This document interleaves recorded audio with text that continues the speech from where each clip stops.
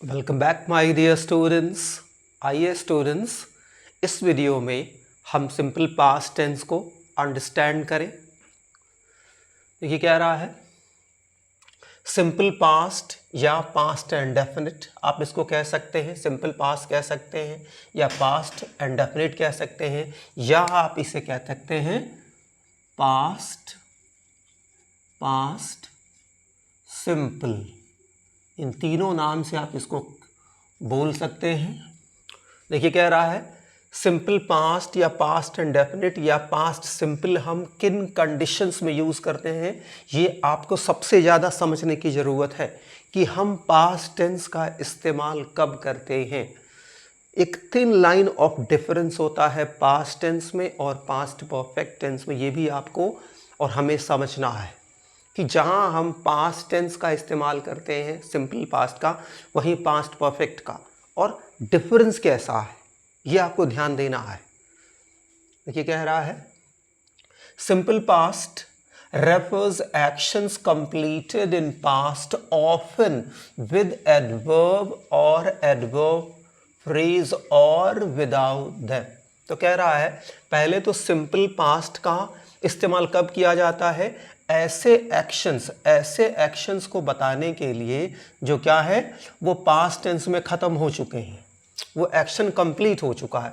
तो कोई ऐसा एक्शन जो पास्ट में कंप्लीट हुआ हो उसको बताने के लिए हम सिंपल पास्ट का यूज़ करते हैं। लेकिन एक चीज़ आपको ध्यान रखना है, इसके साथ एडवर्ब ऑफ टाइम या एडवर्ब फ्रेज आ सकता है। जैसे एडवर्ब ऑफ टाइम क्या होता है, yesterday, the day before yesterday, in the morning, in the evening, at noon, late night, early, after, before, ये सब जनरली क्या है, ये सारे एडवर्ब ऑफ टाइम या एडवर्ब ऑफ फ्रेज हैं डियर लर्नर्स। तो सिंपल पास्ट किसी ऐसे एक्शन को दिखाता है जो पास्ट में ख़त्म हुआ, उसमें एडवर्ब ऑफ टाइम आ भी सकता है, ज़्यादा आता है और नहीं भी आ सकता है। अब देखिए इसको सेंटेंस स्ट्रक्चर क्या होता है सिंपल का। देखिए पहले subject plus V2 plus object plus other words. Passive में जो एक्टिव वॉइस का सब्जेक्ट होता है वो पैसिव का सब्जेक्ट बन जाता है, इसलिए मैंने सब्जेक्ट लिखा है। प्लस वॉज, अगर सब्जेक्ट सिंगुलर नंबर है तो वॉज, प्लूरल नंबर है तो वर, वर्ब की थर्ड फॉर्म हमेशा यूज़ होगी। Plus by plus objective case if necessary, जैसे वैसे मैंने कल आपको बताया कि कब हम बाय को यूज़ करेंगे, प्लस ऑब्जेक्टिव केस को करेंगे, कब नहीं करेंगे। जैसे यहाँ एग्जाम्पल के तौर पे देखिए, मैंने उसे डांटा, यानी कि जो डांटने का जो एक्शन था वो ख़त्म हो चुका था, कब, पास्ट में। तो आई स्कोल्डेड हर, ये भी हो सकता है कि मैंने उसे कल डांटा, तो क्या हो जाएगा, I scolded her yesterday. Scold, reprimand, chide, rebuke, take to task, ये सारे जनरल वर्ड्स हैं माय डियर लर्नर्स जो डांटने के लिए हम इस्तेमाल करते हैं। तो इसके साथ आप ये भी सीख लीजिए जो है स्कूल का क्या सिनोनिम, SCOLD, स्कूल का सिनोनिम क्या होगा, चाइल्ड, CHIDE, चाइल्ड। दूसरा क्या हो जाएगा, REBUKE, रेब्यूक। अगला क्या हो जाएगा, take to task, TAKE, take, TOTASK, task. ये बहुत ही कॉमन वर्ड्स हैं जो ऑफन, हमेशा यूज़ होते रहते हैं डांटने के लिए। तो देखिए आई स्कोल्डेड हर, मैंने उसे डांटा। अब कल की बात होती तो अगर एडवर्ब यूज़ करते तो हम कर लिखते हैं यहाँ पे कल, तो हो जाता है येस्टरडे। पैसिव देखिए, किसको मैंने डांटा, ह। तो देखिए जब ह को आप सब्जेक्ट बनाएंगे पैसिव में तो वो शी हो जाएगा, तो शी सिंगुलर है तो वॉज। स्कोल्ड का एक्टिव में भी सेकेंड फॉर्म, यहाँ पैसिव में भी थर्ड फॉर्म। स्कोल्डेड सेकेंड और थर्ड फॉर्म दोनों है, तो शी वॉज स्कोल्डेड बाय मी। आय का क्या बन गया, मी। तो ये आपको ध्यान रखना है। फिर एक और एग्जाम्पल देखिए, मैं लिखते हैं उसने मुझे एक रात मारा। आप देखिए यहाँ पे टाइम पे एक रात मारा, यानी कि एक रात, ये क्या है, ये ही क्या है, एडवर्ब फ्रेज है। उसने यानी कि ही, ये शी भी हो सकता है क्योंकि जेंडर नहीं क्लियर है, तो यहाँ ही भी हो सकता है और शी भी हो सकता है। तो ही मैंने लिखा है। मारना के लिए हिट, याद रखिएगा हिट का तीनों फॉर्म सेम होता है, जैसे कि होता है सिट, सॉरी, जैसे कि होता है पुट, पुट, पुट, जैसे पुट का तीनों फॉर्म सेम, कट का तीनों form same, KNIT knit, knit जिसका मतलब होता है बुनना, उसका तीनों फॉर्म सेम। ठीक उसी तरह हिट का भी तीनों फॉर्म सेम होता है। तो उसने मुझे एक रात मारा, तो ही हिट मी, उसने मुझे मारा एक रात, दी अदर नाइट। तो ये दी अदर नाइट क्या हो गया, यही एडवर्ब फ्रेज है। तो पैसिव में किसे मारा, मुझे, तो जब मी सब्जेक्ट बनेगा तो क्या हो जाएगा, आई, तो आई वॉज, यहाँ लिख दे रहा हूँ पैसिव, आई देखिए आपको मैंने बताया था कि आई है सिंगुलर नंबर, लेकिन प्रेजेंट टेंस में इसके साथ हमेशा प्लूरल नंबर वर्ब यूज होती है। लेकिन जैसे ये पास्ट टेंस में आती है, इसके साथ इसके according singular number auxiliary verb use होती है। तो यहाँ पे देखिए आई वॉज हिट का तीनों form same, so I was hit by him the other night. अब इसी को हम देख लेते हैं कि इसका नेगेटिव स्ट्रक्चर कैसे बनेगा, देख लीजिए। Subject plus did plus not plus V1 plus object plus other words. Passive क्या हो जाएगा, subject plus was singular number के साथ, वर्ब प्लूरल नंबर के साथ, plus not plus V3 plus other words. For example देखिए, I did not play the tabla, the tabla was not played by me. तो कह रहा I did not play the tabla, मैंने तबला नहीं बजाया या मैं तबला नहीं बजाता था। तो क्या नहीं बजाता था, तबला, तो ये तबला पैसिव में सब्जेक्ट बन जाएगा। देखिए सो द तबला सिंगुलर है, तो वॉज नॉट, प्ले कहाँ, प्लेड बाय मी। एक चीज़ बहुत इंटरेस्टिंग आपको यहाँ ध्यान में रखना है, यूज़ ऑफ आर्टिकल। आप जानते हैं कि we have two kinds of articles, one definite article that is the, and indefinite article that is a and। Definite की जगह हम स्पेसिफिक वर्ड का भी यूज़ करते हैं और इनडेफिनेट के लिए नॉन स्पेसिफिक का भी यूज़ करते हैं।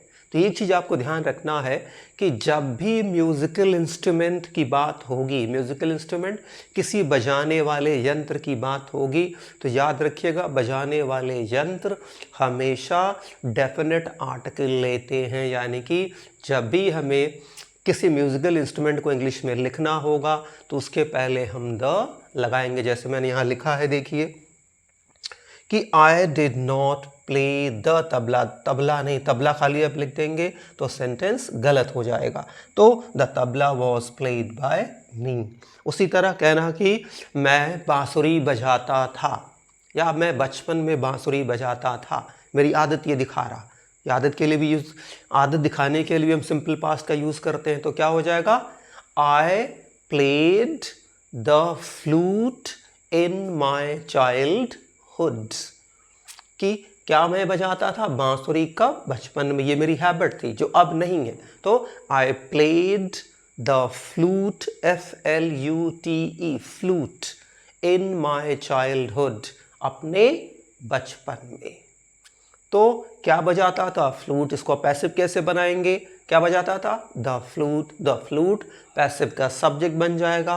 द फ्लूट क्या है, सिंगुलर नंबर है, तो वॉज आएगा और प्ले का थर्ड फॉर्म प्लेड हो जाएगा। तो क्या होगा, the flute was played by me in my childhood.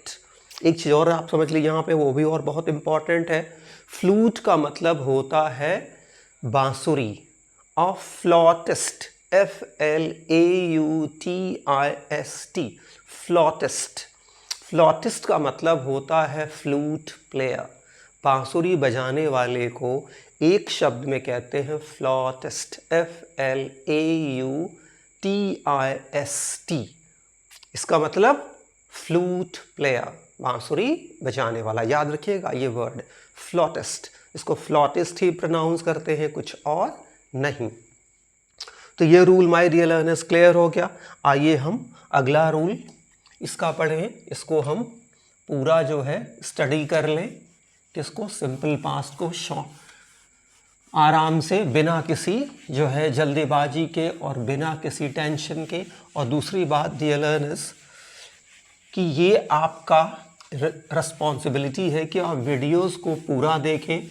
Short में हाई स्पीड पे देखेंगे तो somehow you are going to miss something that is very important.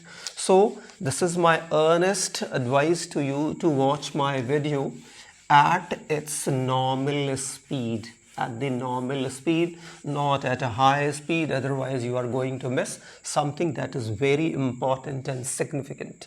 तो आइए इसका रूल एक और समझ लें। इसमें देख लेते हैं सिंपल एक्टिव विद, ये इंपॉर्टेंट है, विद नेवर। ये ध्यान रखना कि नेवर का यूज इसके साथ कैसे करते हैं, ये हमको ध्यान देना है। तो अगर नेवर आएगा तो कैसे सेंटेंस बनेगा, पहले सब्जेक्ट होगा प्लस नेवर होगा प्लस, याद रखिएगा V2 फिर आ जाएगा, प्लस ऑब्जेक्ट होगा प्लस अदर वर्ड्स होगा। पैसिव देख लीजिए कैसे बनेगा भाई, सब्जेक्ट प्लस, देखिए यहाँ पहले वॉज वर्ब पहले आ जाएगा सब्जेक्ट के नंबर के अनुसार, प्लस नेवर ले आएंगे आप, ठीक है, प्लस V3 ले आएंगे, प्लस आप अदर वर्ड्स कर देंगे डियर लर्नर्स। पेन में बदल लूँ, देखिए जैसे कि उसने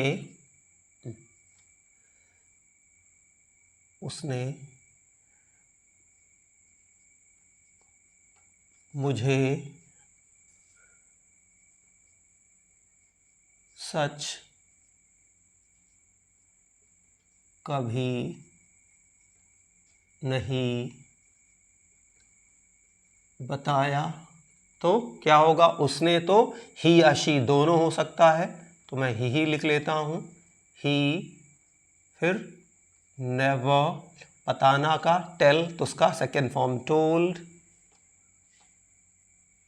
ही नेवर टोल्ड मी, क्या, सच, सो ही नेवर टोल्ड मी, क्या, द ट्रूथ, TRUTH, ये हो जाएगा। तो क्या उसने नहीं बताया, सच, तो पैसिव में क्या बन जाएगा, the truth, the TRUTH, the truth was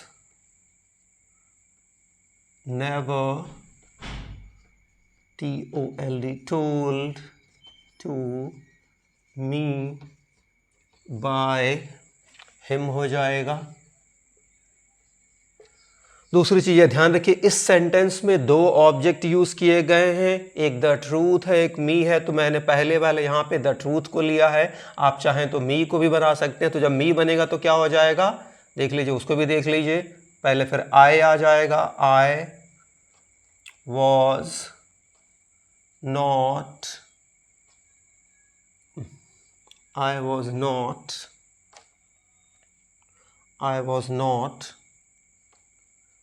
told the truth by him, आप कर देंगे। इस तरह से ये सेंटेंस हो जाएगा डियर लर्नर्स। एक चीज़ और आप ध्यान रखिए, अगर जो यही इंटरोगेटिव हो जाता है, देखिए अगर यही इंटरोगेटिव हो जाता है,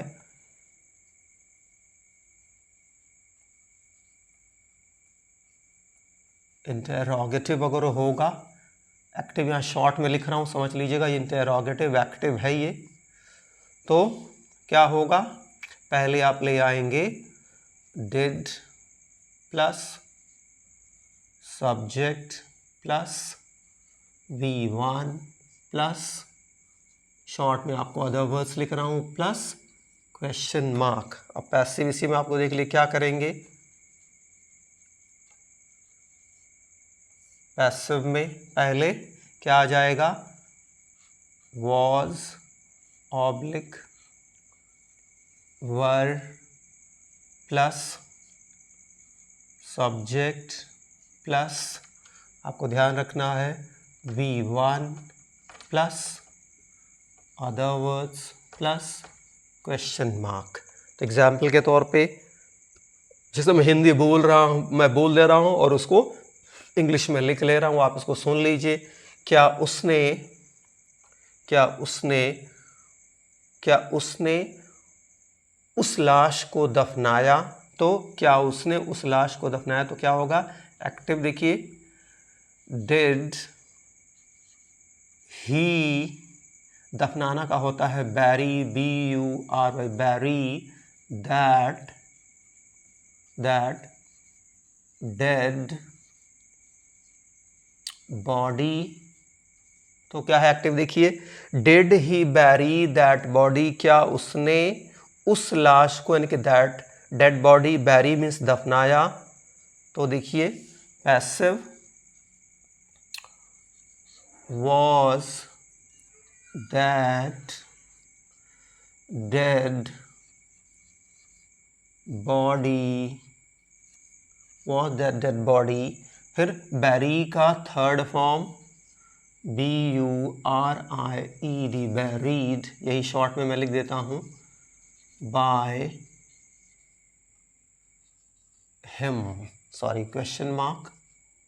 तो देखिए कि क्या उसने उस लाश को दफनाया, so did he bury that dead body, तो क्या उसने दफनाया उस लाश को, तो ये एक्टिव का ऑब्जेक्ट है तो ये पैसिव का सब्जेक्ट बन जाएगा। तो देखिए चूंकि ये सिंगुलर नंबर है डेड बॉडी, तो क्या होगा, वॉज दैट डेड बॉडी, ठीक है, बैरी का बैरीड हो जाता है, वाई को हटा करके IED जोड़ देते हैं, बाय हिम।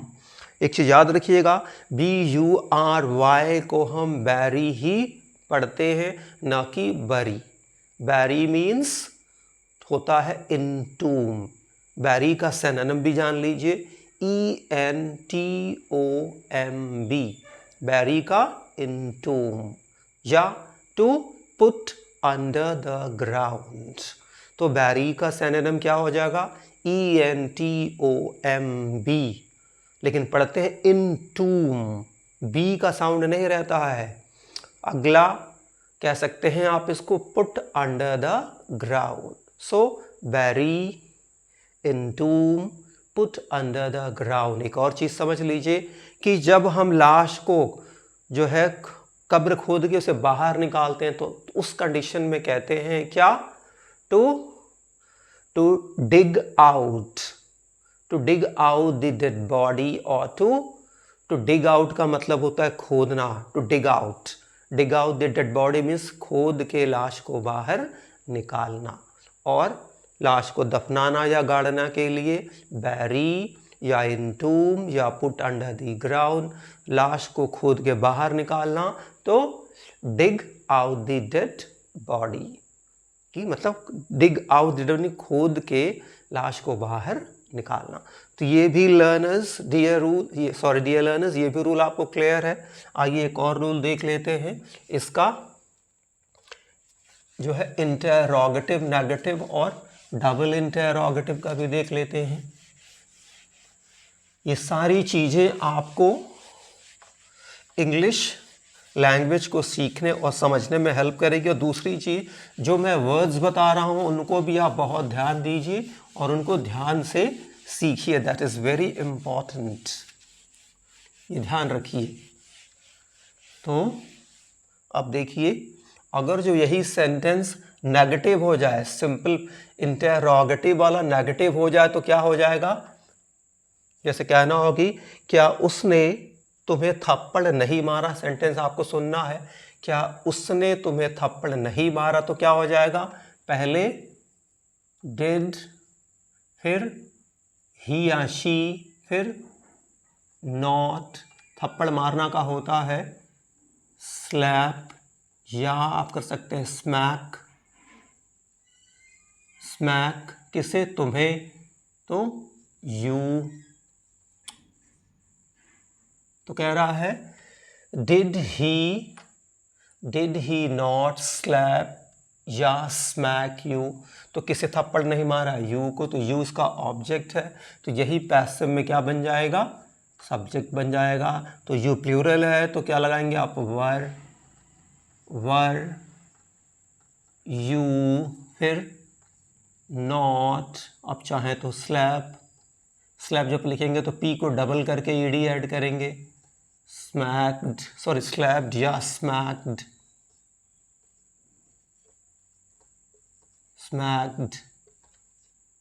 बाय, ही है तो हिम हो जाएगा डियर लर्नर्स। तो स्लैप मीन्स थप्पड़ मारना, याद रखिएगा। और इसी से बनता है स्लैप का दूसरा वर्ड होता है स्मैक। तो स्मैक का सेकेंड थर्ड फॉर्म बनाने के लिए ईडी, स्लैप का सेकेंड थर्ड फॉर्म बनाने के लिए इसमें भी ईडी, और पी को स्लैप को में पी को डबल करके ईडी ऐड करते हैं। दूसरी चीज़, एक और बहुत इंपॉर्टेंट चीज़ समझ लीजिए, ऐसी वर्ब्स, दो तरह की वर्ब्स होती हैं डियर लर्नर्स। एक वर्ब जो ईडी ले करके, ऐसी वर्ब जिसमें हम ईडी लगा करके उसका सेकेंड और थर्ड फॉर्म बनाते हैं, तो ऐसी वर्ब्स को हम कहते हैं weak verbs, WEAK weak, VERBS weak verbs. लेकिन ऐसे वर्ब्स जिनका हम कुछ लेटर बीच में से या लास्ट में कुछ दूसरा लेटर लगा करके उनका जो है सेकेंड और थर्ड फॉर्म बनाते हैं, ईडी लगा करके उनका सेकेंड थर्ड फॉर्म नहीं बनाते हैं, ऐसे वर्ब को हम कहते हैं स्ट्रॉन्ग वर्ब। जैसे उदाहरण के लिए क्या आप ले लीजिए, जैसे कि वीप, WEEP वीप का सेकेंड और थर्ड फॉर्म हम कैसे बनाते हैं, ईडी लगा करके नहीं, वीप में WEPT एक ई हटा देते हैं और पी के बाद टी ले आते हैं सेकेंड और थर्ड फॉर्म बनाने के लिए। तो वीप का वेप्ट। तो वीप कौन सा वर्ब हुआ, स्ट्रॉन्ग वर्ब हुआ। जैसे किल में हम ईडी लगाते हैं इसका सेकेंड थर्ड फॉर्म बनाने के लिए, तो किल कौन सा वर्ब हुआ, वीक वर्ब। तो ऐसे वर्ब्स जिनका हम सेकेंड और थर्ड फॉर्म ईडी लगा करके बनाते हैं उन्हें कहते हैं हम वीक वर्ब। ऐसे वर्ब जिनका हम लास्ट का लेटर या बीच का लेटर बदल करके उनका सेकेंड और थर्ड फॉर्म बनाते हैं उनको हम कहते हैं स्ट्रॉन्ग वर्ब। ठीक उसी तरह आपका होता है बिल्ड, BUILD। तो बिल्ड याद रखिएगा, बिल्ड स्ट्रॉन्ग वर्ब भी होती है और वीक भी। क्यों, क्योंकि बिल्ड को ईडी लगाकर भी इसका सेकेंड थर्ड फॉर्म बनाते हैं, और BUILD को हटा करके टी लगा देते हैं, इस तरह से भी उसका हम थर्ड फॉर्म और सेकेंड फॉर्म बनाते हैं। तो बिल्ड दोनों है। उसी तरह बर्न, BURN, बर्न का डी को हटा करके भी हम इसका सेकेंड थर्ड फॉर्म बताते हैं, BURN बर्न, तो BURNT एन के बाद टी लगा के इसका सेकेंड थर्ड फॉर्म बना लेते हैं, और NED यानी कि बर्न में ईडी लगा करके भी इसका सेकेंड थर्ड फॉर्म बनाते हैं। तो बर्न और बिल्ड, उदाहरण के लिए मैं आपको बताऊँ, और भी बहुत से वर्ब हैं, बर्न और जो है बिल्ड, ये भी क्या हैं, वीक और स्ट्रॉन्ग दोनों हैं। लेकिन जैसे आपका होता है कौन सा वर्ब, स्मेल, SMELL, तो SMELT एक एल को हटा करके टी लगा देते हैं तो इसका सेकेंड थर्ड फॉर्म बन जाता है। तो ये कौन सा वर्ब हुआ, ये स्ट्रॉन्ग वर्ब हुआ। तो आई होप आपको स्ट्रॉन्ग और वीक वर्ब क्लियर हो गया होगा। तो ये देख लीजिए, इसका आप देख लीजिए, आपको क्लियर हो गया। अब आपको एक बार और एग्जाम्पल देख लेते हैं कि अगर जो मान लीजिए, लाइन खींच दे रहा हूँ, मान लीजिए इंटरोगेटिव सेंटेंस में अगर नेवर आ रहा है तब क्या करेंगे, देख लीजिए। तब आप सबसे पहले डिड, जैसे मान लीजिए, क्या उसने तुम्हें सच कभी नहीं बताया, क्या उसने तुम्हें सच कभी नहीं बताया, तो क्या हो जाएगा, did he never tell you the truth, TRUTH। तो आप देखिए इस सेंटेंस में भी दो ऑब्जेक्ट है, यू है और द ट्रूथ, दोनों में किसी एक को बना सकते हैं हम पैसिव में सब्जेक्ट, तो हम यू को ही लिया जाए। चलिए, तो यू प्लूरल है तो पहले वर यू, फिर नेवर, फिर टोल्ड, फिर द ट्रूथ बाय हिम। अब दूसरी चीज देख लिए, डबल इंटरोगेटिव। डबल इंटरोगेटिव यानी कि ऐसा सेंटेंस जिसके बीच में कोई क्वेश्चन वर्ड आया हो। तो अगर कोई सेंटेंस है और उसके बीच में क्वेश्चन वर्ड आया है हिंदी के, तो जब हम उसको इंग्लिश में ट्रांसलेट करेंगे तो क्वेश्चन वर्ड को पहले ले आएंगे, फिर डिड को लाएंगे, फिर सब्जेक्ट को लाएंगे, प्लस V1 लाएंगे, plus other words, plus question mark. Passive में फिर क्वेश्चन वर्ड पहले, फिर जो सब्जेक्ट बन रहा है उसके अकॉर्डिंग वॉज वर, अगर वो प्लूरल है तो वर, सिंगुलर है तो was, plus subject, plus V3, plus other words, plus question mark. जैसे एक उदाहरण लेते हैं कि उसने जेवर कहाँ छुपाए, उसने जेवर कहाँ छुपाए, इसको लिखते हैं। देखिए, उसने जेवर या तुमने जेवर कहाँ छुपाए, तो देखिए पहले एक्टिव, वेयर डिड यू, छुपाना का hide, HIDE, hide, where did you hide jewellery, JEWELLERY।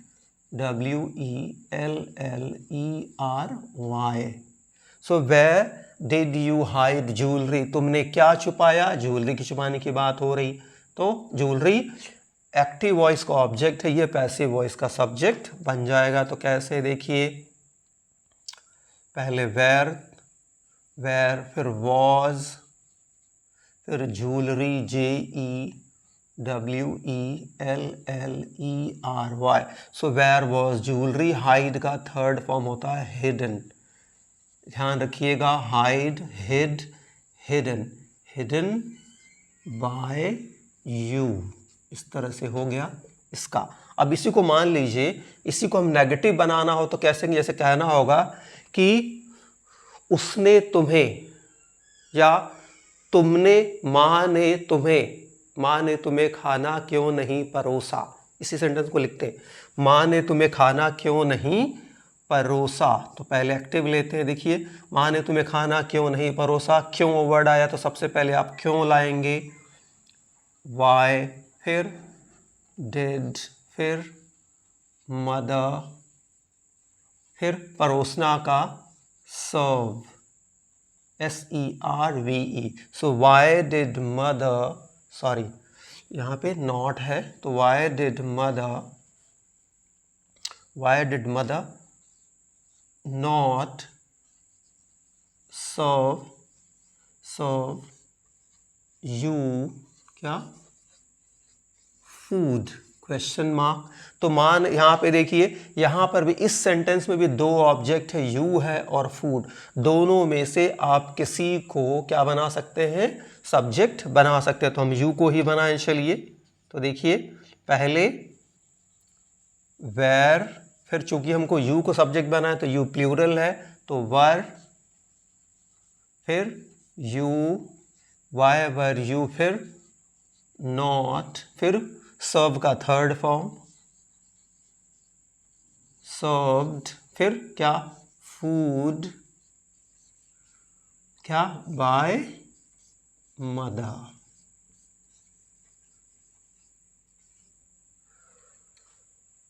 So I hope dear learners, जो है आपको सिंपल पास्ट का रूल, सिंपल पास्ट को कैसे हम, सिंपल पास्ट के सेंटेंस को हम कैसे एक्टिव बनाते हैं, कैसे पैसिव बनाते हैं, ये भी आपको रूल क्लियर हो गया होगा।